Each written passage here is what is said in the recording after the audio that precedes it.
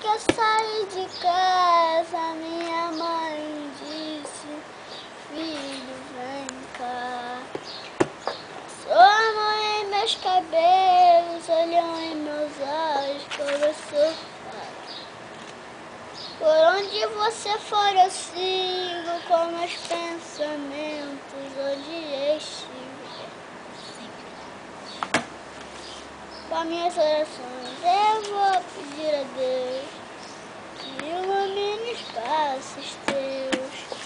Eu sei que ela nunca compreendeu o meu motivo de sair de lá, mas ela sabe que depois que cresce o filho vira passarinho e quer voar. Eu bem queria continuar ali, mas o destino que me contra e o olhar de minha mãe na porta eu deixei chorando a minha bênção. A minha mãe naquele dia me falou do mundo como ele é. Parece que ela conhecia cada pedra que eu ia pôr. Sempre ao lado do meu pai, na pequena cidade, ela jamais. Ela me disse assim: meu filho, vai com Deus, e esse mundo inteiro é seu.